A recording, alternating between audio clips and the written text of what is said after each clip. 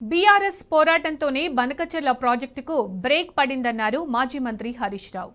బనకచెర్ల విషయంలో చంద్రబాబుతో రేవంత్ ఉత్తమ్ కుమార్ రెడ్డిలు కుమ్మక్కయ్యారని ఆరోపించారు.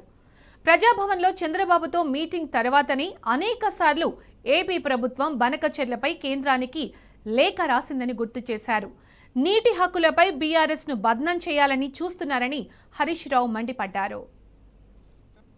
బీఆర్ఎస్ పార్టీ అసలు దీన్ని బయటకు తెచ్చింది పోరాడింది బీఆర్ఎస్ పార్టీ. ఆ రోజు జనవరి 24వ తేదీ నాడు ఇదే తెలంగాణ భవన్లో నేను ప్రెస్ మీట్ పెట్టి ఈ విషయాన్ని బయటకు తెచ్చి లేఖలు బయట పెట్టినా.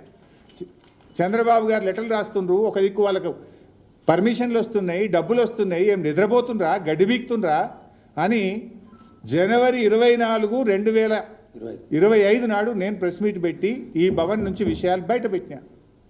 మేం బయట పెట్టినాక అప్పుడు బ్యాక్ డేట్లో ఈయన ఉత్తరాలు రాసుడు స్టార్ట్ చేశాడు. అది కూడా ఒకసారి నేను మీకు చూపిస్తా. అది పెట్టు బాబు ఒకసారి. అసలు మనం ఎప్పుడు లేఖ రాసిన పెట్టినావా? మీరు చూడండి ఎప్పుడు రాసిండ్రు.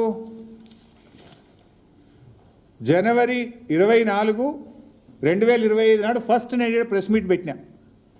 నేను ప్రెస్ మీట్ మధ్యాహ్నం 4 గంటలకు పెట్టినా. 4 గంటలకు నేను ప్రెస్ మీట్ పెడితే రాత్రి 8 గంటలకు ఉత్తమ్ కుమార్ రెడ్డి దాని మీద ఉత్తరం రాసిండు. బ్యాక్ డేట్ వేసి రాసిండు. బ్యాక్ డేట్ వేసి ఉత్తరం ఎప్పుడు రిలీజ్ చేసిండు? 4 గంటలకు బీఆర్ఎస్ పార్టీ ప్రశ్నిస్తే రాత్రి 8 గంటలకు ఉత్తమ్ కుమార్ రెడ్డి ఢిల్లీకి ఉత్తరం రాసిండు, ఏలేలే బనకచెర్ల ఆపాలి అని. ఎప్పుడు బీఆర్ఎస్ ముళ్ళు గట్టబట్టి పొడిస్తే, బీఆర్ఎస్ ప్రశ్నిస్తే 4 గంటలకు నేను పెడితే 8 గంటలకు బ్యాక్ డేట్ వేసి ఉత్తరం రిలీజ్ చేసిండు. నువ్వు 3 రోజుల కింద ఉత్తరం రాస్తే 3 రోజుల కిందనే రిలీజ్ చేయాలి కదా.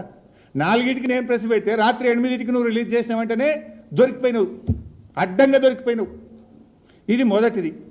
తర్వాత 27వ తారీఖు నాడు నేను కేంద్ర మంత్రి కిషన్ రెడ్డి గారికి ఉత్తరం రాసిన, మీకు బాధ్యత ఉంది అని.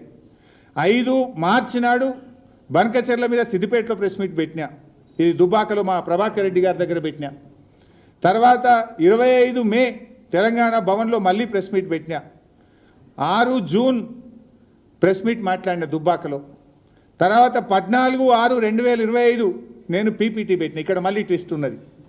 ఇదే మెయిన్ హాల్లో మీరందరూ మీ సాక్షిగా 14 జూన్ 2025 నాడు నేను ఇక్కడ పీపీటీ పెట్టిన.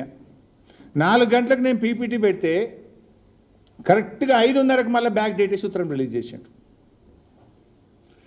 మీరే సాక్ష్యం. మీ ప్రెస్ రిలీజెస్ చూడండి, కాంగ్రెస్ పార్టీ రిలీజ్ చేసిన ప్రెస్ రిలీజ్ చూడండి. 4 గంటలకు గోదావరి బనకచెర్ల మీద నేను పీపీటీ పెట్టి ఈ ప్రభుత్వం యొక్క ఫెయిల్యూర్ను, ఈ ప్రభుత్వం యొక్క తప్పిదాలను నేను ఎత్తి చూపితే 5:30కు నిన్న డేట్ వేసి ఉత్తరం రాసి 5:30కు ప్రెస్కు రిలీజ్ చేస్తాడు. ఇది అంటే మీ మీ మీ నిజాయితీ ఏందో, మీ సిన్సియారిటీ ఏందో ఇంత స్పష్టంగా దొరికిపోయింది. మీరు అసలు గోదావరి బనకచెర్ల మీద పోరాడింది బీఆర్ఎస్. మొద్దు నిద్రపోతున్నట్టు నటిస్తున్న కాంగ్రెస్ను ముళ్ళుగట్టెతో పొడిచి నిద్ర లేపింది బీఆర్ఎస్. ఇవాళ టీఓఆర్ ఆగిందంటే కూడా ఆ తాత్కాలికమే, బట్ అది జరిగిందంటే కూడా అది బీఆర్ఎస్ పోరాట ఫలితం.